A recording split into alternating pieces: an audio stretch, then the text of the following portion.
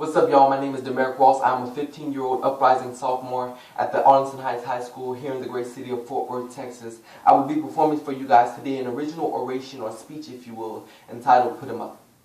A little known fact about this speech is I recently competed in the 2013 NAACP AXO competition held in Orlando where I won the gold medal.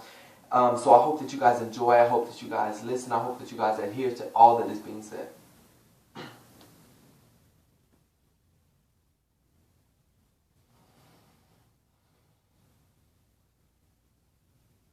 February 26th of 2012, the actions of a neighborhood watch person set in motion a chain of events that would forever alter the course of his life and that of a 17-year-old unarmed teenager, Trayvon Martin. A young teenager armed only with a package of Skittles and a can of iced tea came into contact with George Zimmerman, a member of a neighborhood watch group, and the result was the loss of Trayvon Martin's life. By all accounts, this young teenager's only crime was being an African American wearing a hoodie. This led to his being profiled, followed, and ultimately shot and killed by a person that thought he looked suspicious. And even though I know that there are people in today's world that still operate in a stereotyping mindset, and there are yet continued pockets of racism prevalent, I ask myself, how could this happen in these United States of America in 2012? 4 years after America had elected its first African American president. We have to ask ourselves, since when does buying a bag of Skittles and a can of iced tea from a local corner store, then returning home, suggest enough suspicion to be killed? Who amongst us would have ever thought that the person responsible for this great tragedy would have been allowed to go free based on state-sanctioned, fear-driven laws? No matter how it is viewed, the paradox of this event comes down to two words: right and wrong. And although there are some who believe that George Zimmerman was well within his rights to shoot and kill Trayvon Martin, I am resolute in my belief that contrary to what some have suggested, this is not a matter of black and white, this is a matter of right and wrong. So we must vow to make a stand for what is right. We must not bow down to what is wrong. Because if a hoodie is all that will define us to some, then we must put up our hoodies of education, put up our hoodies of unbridled ambition, and we must put up our hoodies of grand and noble dreams. It was the Reverend Dr. Martin Luther King Jr. that eloquently stated in his I Have a Dream speech at the March on Washington that he wished his children would live in a nation where they would not be judged by the color of their skin, but by the content of their character.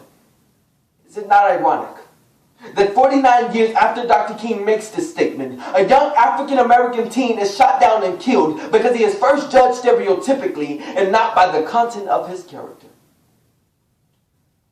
Over the years, throughout our march on equality, we have overcome lynchings and bombings in separate but equal facilities. Many of us have become complacent upon the election of the 44th President of these United States. But on February 26th of 2012, George Zimmerman quickly reminded us that although we have made much progress, this can still be a dangerous world for young African American teens.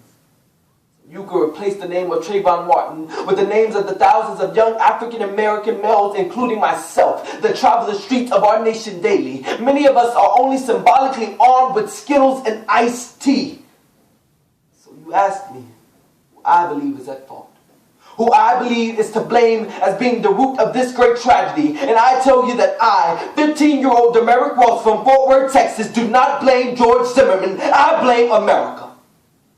Because America, society, the entire human race has taught us that stereotypes perpetually define character. Write it down. Take a picture. Record it, because I said it. I blame us. That is why it is embedded in the foundation of our minds that if you're Asian, you must be smart. If you're from the ghetto, you must be a thug. If you're a Republican, you must not care about poor people. If you're atheist, you must hate the world. If you're black, you must love fried chicken, Kool-Aid, watermelon, or cornbread. If you ask me, even though George Zimmerman came out not guilty, I am not dissatisfied. Not because I don't believe in justice for Trayvon Martin and his family, but because it will serve as a wake-up call to these United States of America. Wake up. It will serve as a wake-up call to every single person under the sound of my voice. Wake up. It will serve as a wake-up call for every state of this great country, from California to Colorado to New York. Wake up. It will serve as a wake-up call to every single person. Wake up.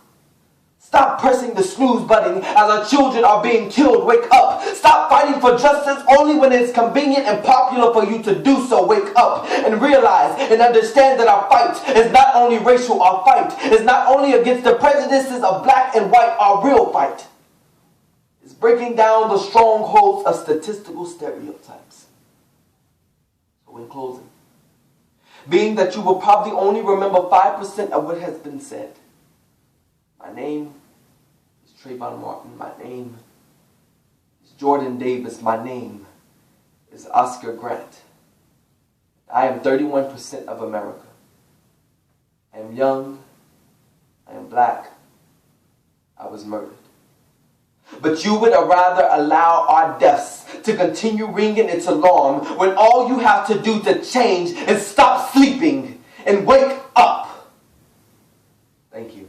Hope you guys enjoyed. Again, my name is Durmerrick Ross. Y'all hit me up on Facebook, Instagram, YouTube. Share the video, like the video. I really don't care for negative comments, so please keep them to yourself. I hope you guys enjoy it. Thank you. Be blessed.